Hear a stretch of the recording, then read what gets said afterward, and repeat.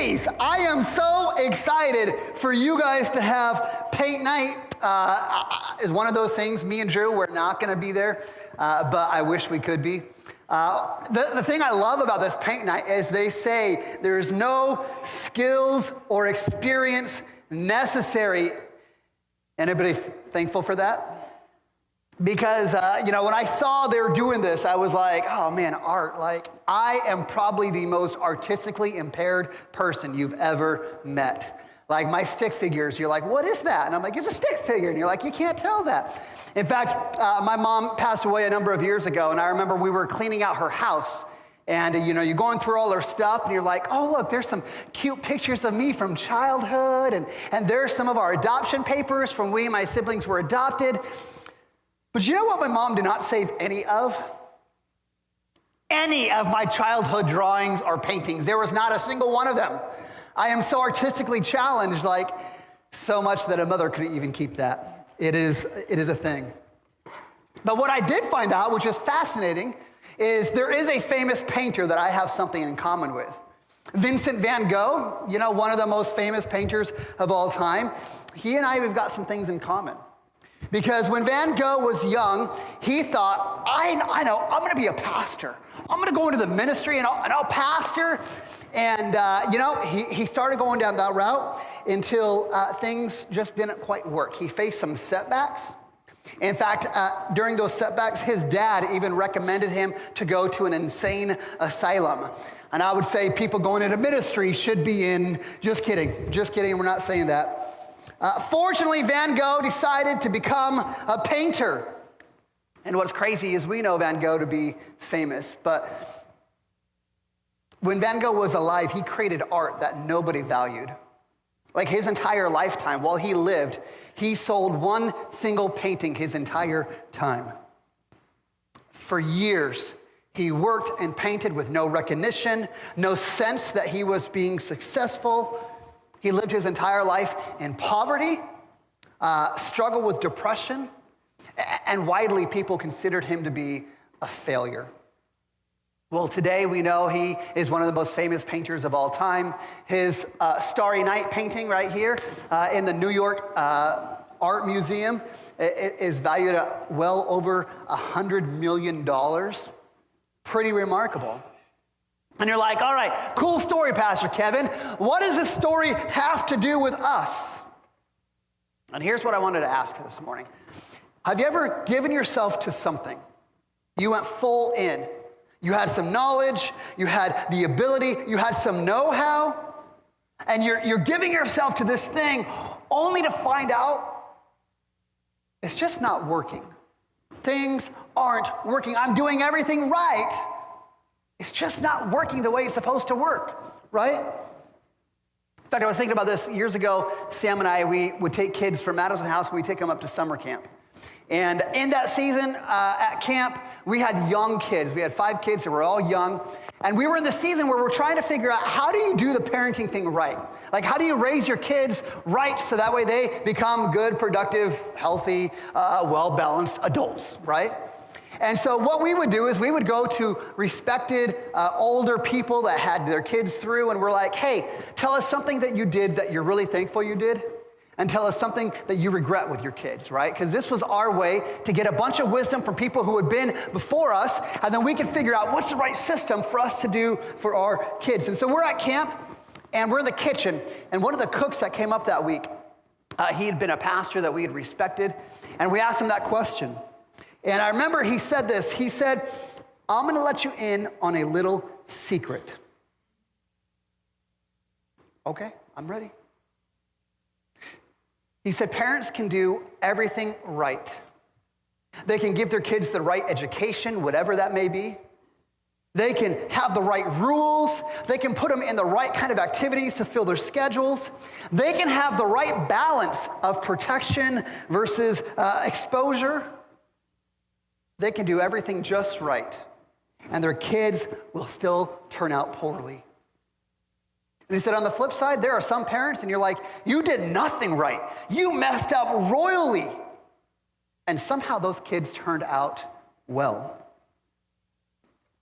Does anybody resonate with that?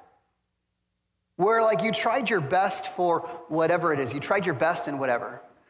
Maybe a relationship, right? You listened, you adjusted, you apologized, you prayed, you kept showing up, yet you felt stuck. Like, I'm trying, it's just not working. It happens with work, happens with friends, happens relationships, even happens with religion. We're like, God, I'm doing all the right things. God, I'm doing everything I'm supposed to do. Why aren't things getting better? And this is probably one of the most difficult places for us to live because there's no obvious correction to make. You aren't doing it wrong, but it just still isn't working. And so my friend said this. He said, here's the secret. And it's not just to parenting. It's a secret to marriage, to work, to faith, to life. He said, the secret is not doing all the right things and optimizing your abilities. The secret is simply dependence on God. In fact, Eugene Peterson, who's a pastor, he said this. He said, faithfulness is not doing more for God. It's about trusting God to do his work in us. And I remember this pastor sharing with us at camp, and I'm like, that's scary. I don't like that idea that the key, the secret to success is me just being dependent on God. I don't like it because I like to be in control.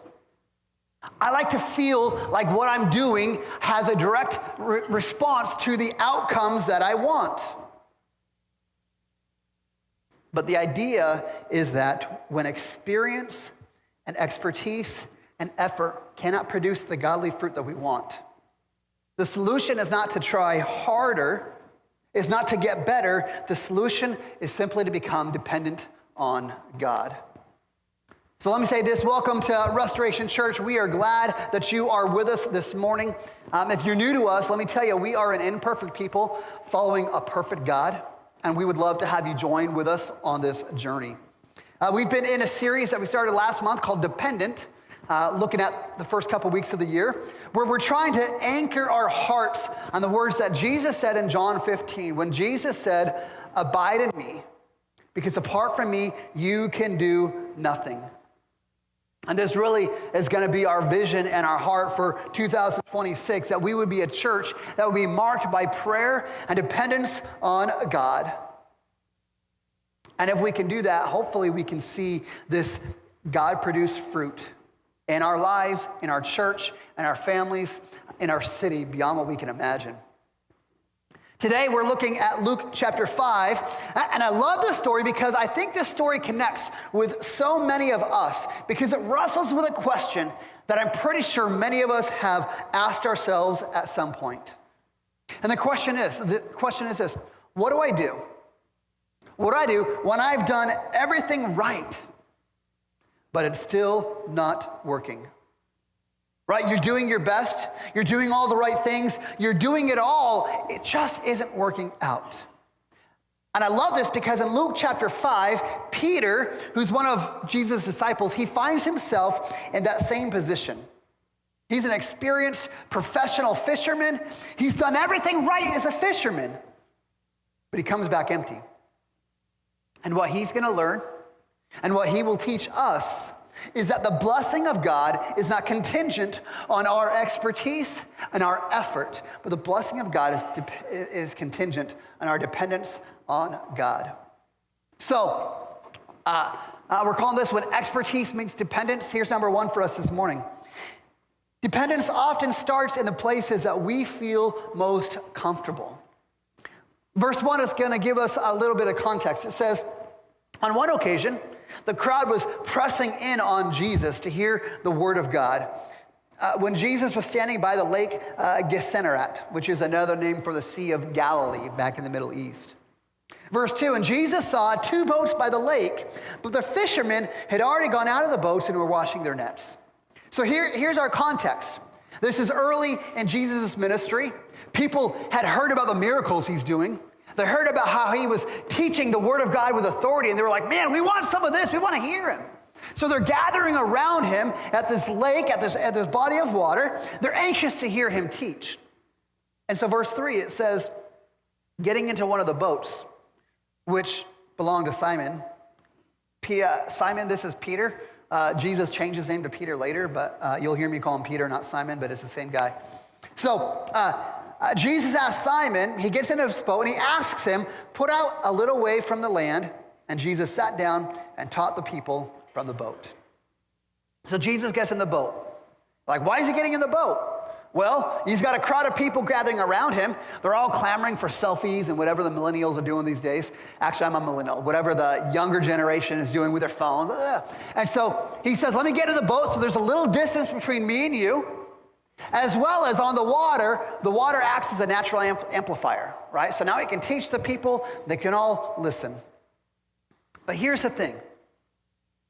Jesus' teaching in this story is not the point of the story, right? Now, we know in Jesus' ministry, Jesus often is ministering to the crowds, but do you know where his greatest ministry was always? It wasn't with the crowds. It was personal one-on-one ministry. The attention of the story is not about the crowds. It's on Simon Peter. And here's what we see from Simon Peter. Peter's not in the crowd. He's not one of those people clamoring. Now, he had met Jesus at some point. He heard about his teaching. He had seen some of his miracles. But Peter's out fishing, right? He's wrapping up a night of fishing. And this is significant because this is where we're going to see where ordinary work and divine calling are going to collide. Because here as Jesus gets into Peter's boat, like you got to grasp Jesus getting into the boat. Like the boat would have been the place that Peter would have been most comfortable.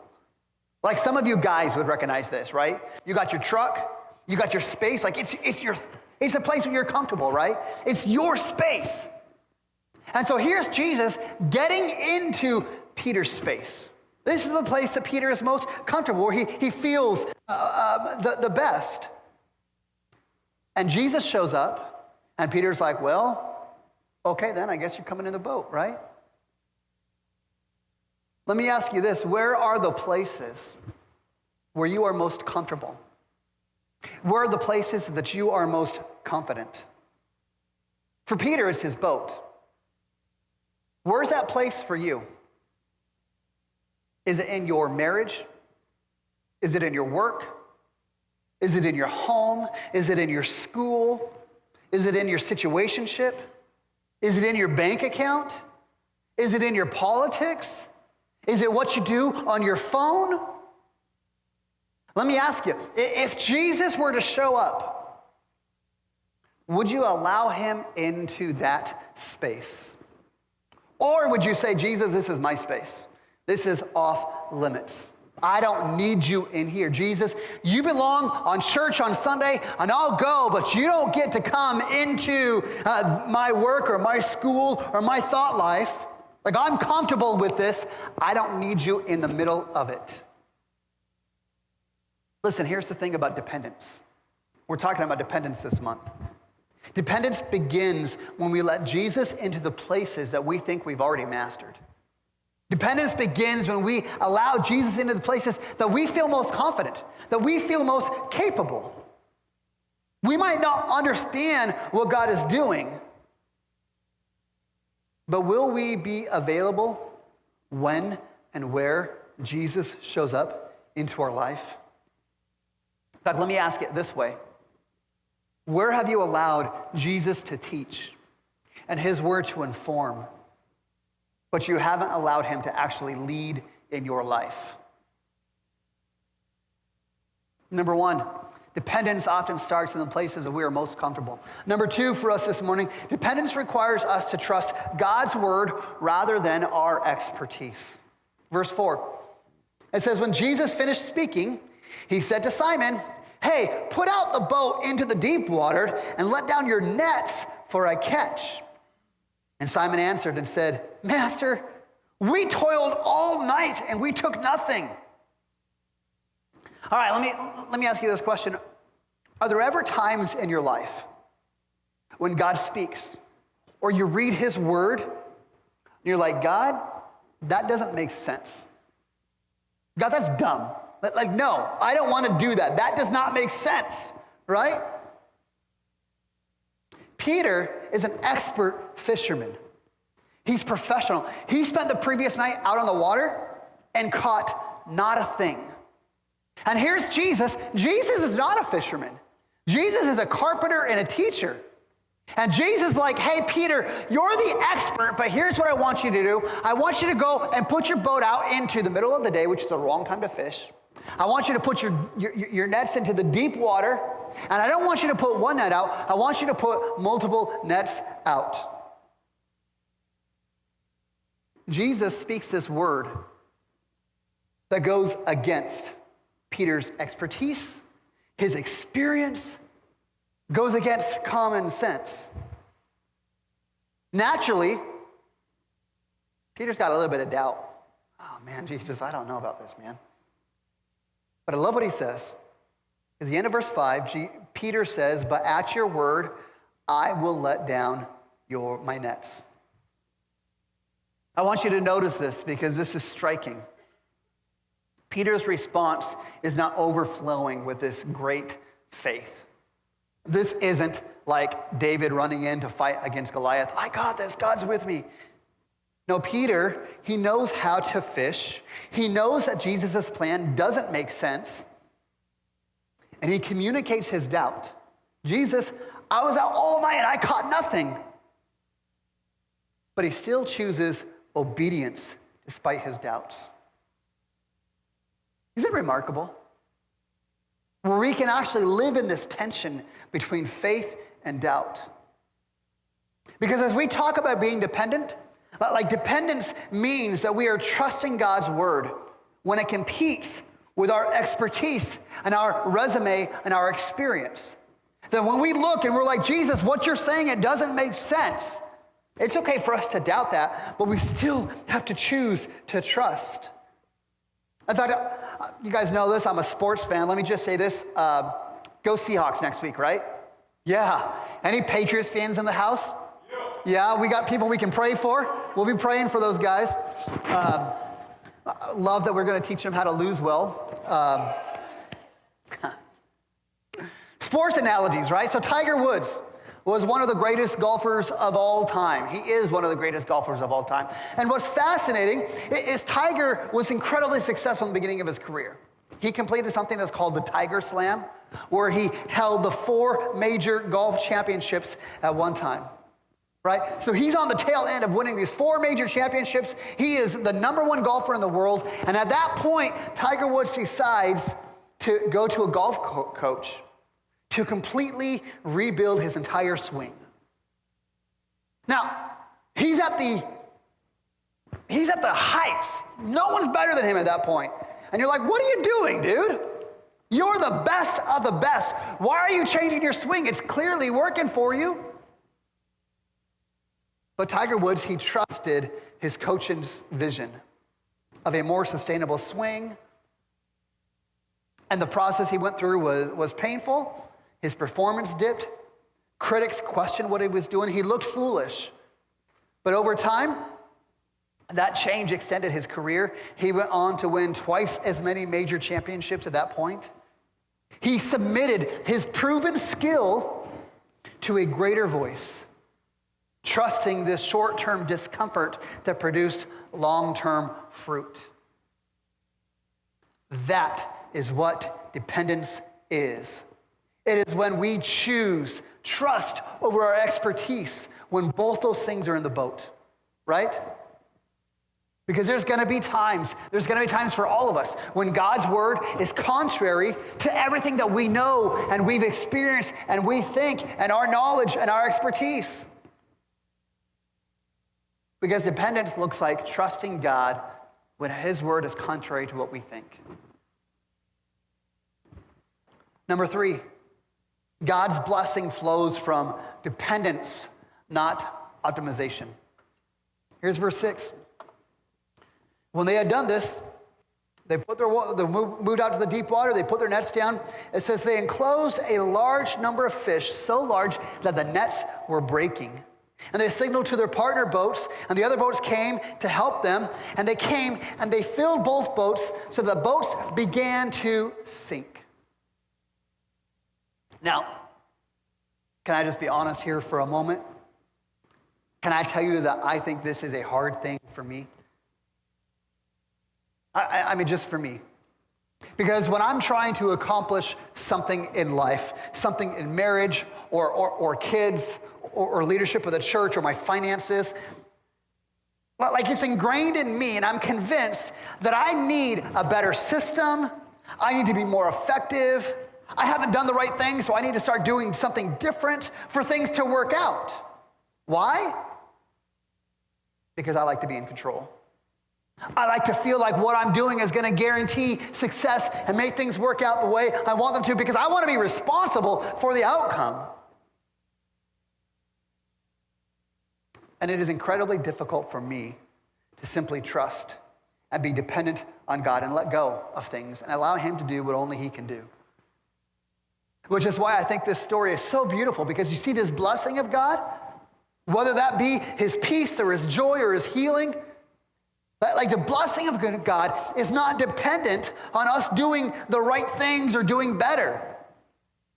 The blessing of God is simply our dependence on him, because the blessings flow from dependence.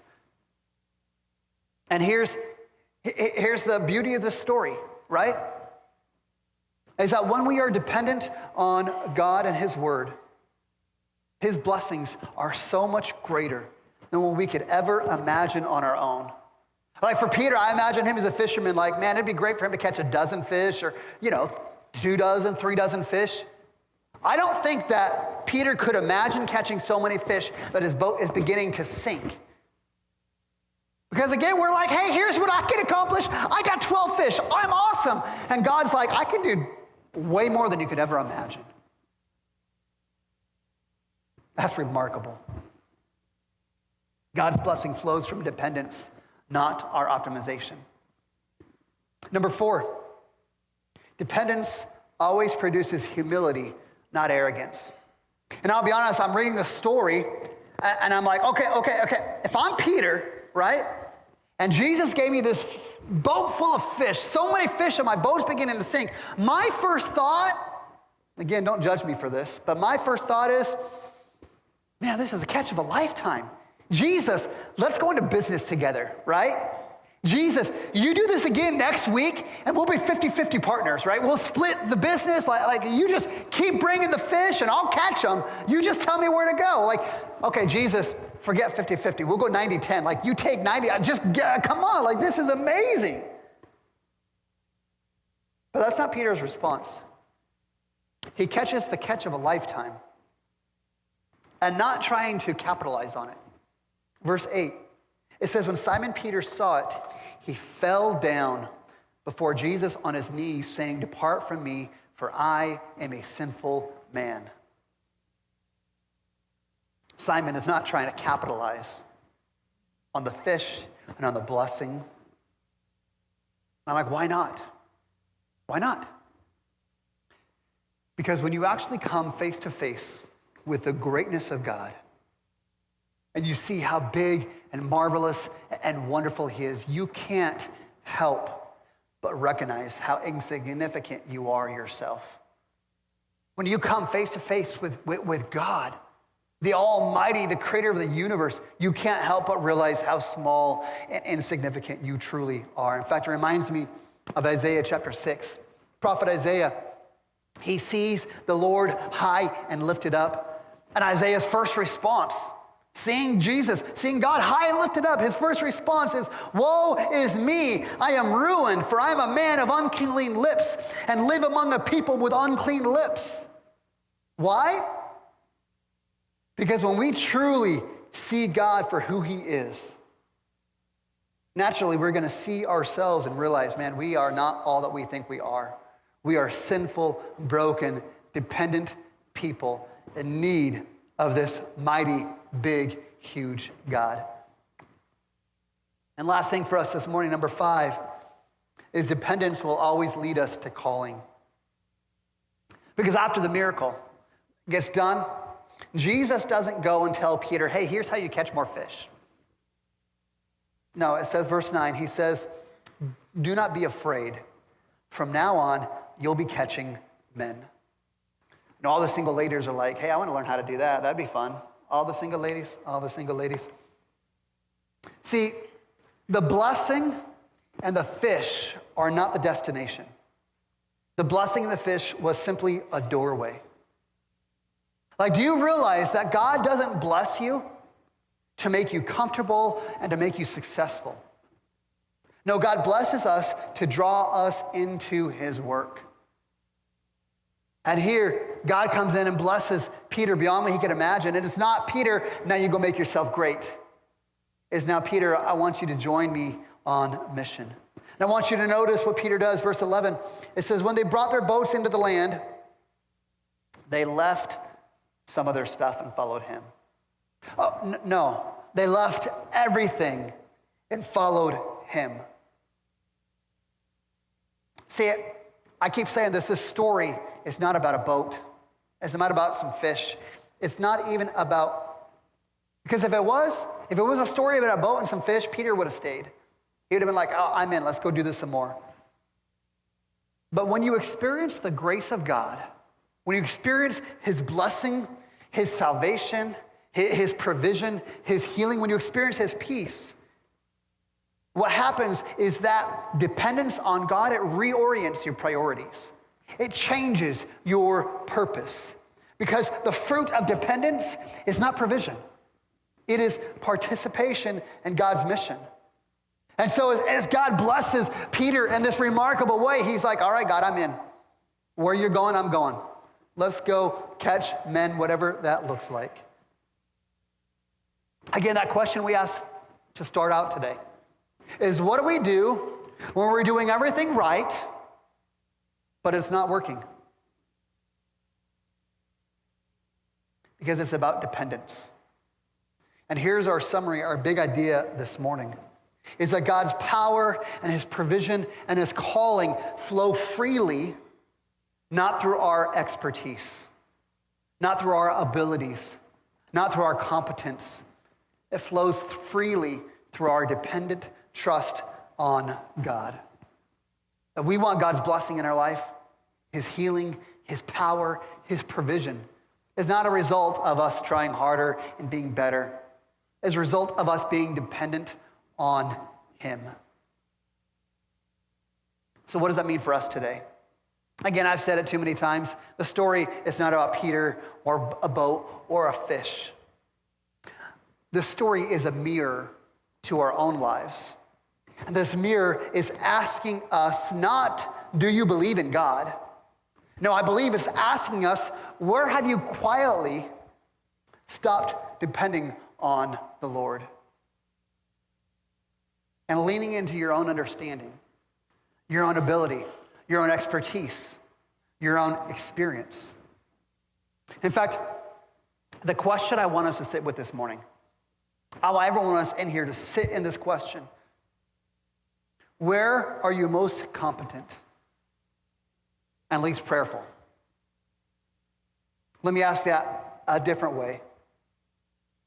Where does your life work well enough that you don't actually think or feel you need to ask God for help? I want us to sit in this question for just a moment. Let the Spirit lead us to an answer. What does that look like for you? And I'm going to be clear, I'm not up here asking this question as someone who has it figured out. I'm up here asking that same question of myself. Kevin, where are you most competent and least prayerful? Because I'll be honest, I'm convinced for me, I'm convinced for our church, I'm convinced for you in your life that our greatest enemy that's going to rob us of God's blessing in our life, God doing amazing things in us and through us, is not our inability. It's our strength. It's our expertise. It's our wisdom. It's our success. Where is it for you that you are most competent and least prayerful? Where does your life work well enough that you just don't think you need to pray very often because it's working good enough? Is it in your work? Well, I'm experienced. Well, I'm at the top of the game, right? I'm good at what I do. I've done it a long time. I'm successful. I know how to get results. I plan and execute and I adjust. I don't really need to pray because I'm doing it. Is it in your parenting? You know, it's funny because as parents, we read all the books and we listen to the podcasts and we know how to set boundaries. And, you know, we do the right things, the right education, the right priorities. And what happens as parents is slowly prayer is replaced by strategy. Is it your relationships? Oh, you know how to communicate. You know how to avoid conflict. You figured out what works, and your dependence becomes replaced with competence. Where are you most competent and least prayerful? Is it your finances? Is it your schedule? Is it your addiction? Is it your spirituality? The places that we feel the strongest are often the places that we depend on the Lord the least. And it's not about rebellion. It's about drifting. We are drifting. Where is that place for you? Because when we identify that place, the question is, well, what do we do now? What do we do now? I'm glad you asked. I had a pastor friend telling a story. And he had this older pastor friend that he was kind of being mentored under. And he asked this older pastor friend, he said, listen, pastor, like, how do you pray the way that you do? Like the way that you pray, it is natural and powerful. Like how do you do that? I want to learn how to do that. And the older pastor said this. He said, here's what I've done. I put an empty chair in my office. And I just imagine Jesus sitting in that chair. And I just talk to him. It's not fancy language. It's not an agenda. It's not me pretending to be spiritual. It's just an empty chair that I pretend Jesus is sitting in, and I have a conversation with him. And some days, my conversation is all about gratitude. God, you're so great. Some days, it's all frustration. God, what are you doing? I don't understand. Where are you? Some days, it's me just being silent in front of the chair. But the chair is there every day as a reminder that I am not doing this alone. And he said, every time I forget that the chair is there, I start relying on myself. But when I remember the chair, I remember my dependence. Let me tell you, I'm not telling you need to go buy a chair. I'm not saying you need to make a holy corner at your house somewhere. Because it's not about Peter or fish. It's not about a strategy or a technique. It's about relationship and dependence. See, the problem is not that we don't believe in prayer. I think we believe in prayer. The problem is we just forget that Jesus is in the boat with us. Oh, I'm an expert fisherman. I know how to fish, God. I don't need your help in this.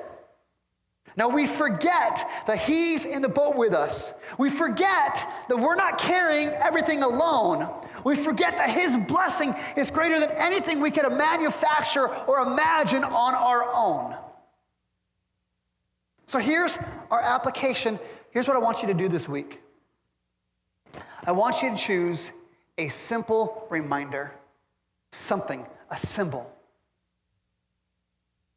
that interrupts your independence from God and reminds you to pray. Maybe it's that, like that pastor, maybe it's a chair. You just have an empty chair that you're going to walk by. And every time you walk by, it reminds you, hey, you need to pray because you're not alone, because God is in this with you. Maybe if you at your work, maybe you need to put a cross on your desk as a reminder You are not doing this alone. Maybe some of y'all, I seen the way you drive. Maybe you need to put a little sticky note on your dashboard to remind you, you are not alone. You are dependent. Maybe you put a recurring alarm on your phone that reminds you, hey, dummy, you need to remember to pray. Be dependent on the Lord, not on yourself. When you see this symbol, whatever it is, don't overthink it, right? Just stop and pray. And my prayer for us is that this week we would practice dependence before we optimize. We'd practice dependence before we plan, before we fix, before we push forward, before we conquer the world. That we would just be dependent. Because dependence is not about doing less, it's about remembering who is working in us and through us. And let me close with this. And this is what gets me excited right now.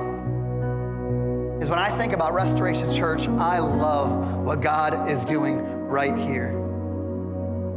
And I'm praying and I'm believing some big things are in store for our church in 2026.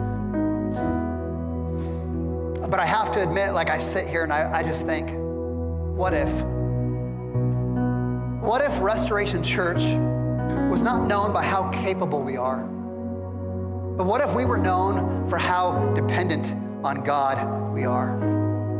That what if our year was shaped not by better systems and better strategies and better preaching and better worship and better personalities? What if we were known and marked and shaped by deeper prayer and deeper dependence on God? This gets me excited, believing that God can do more through our weakness and our dependence than we could ever do through our own competence.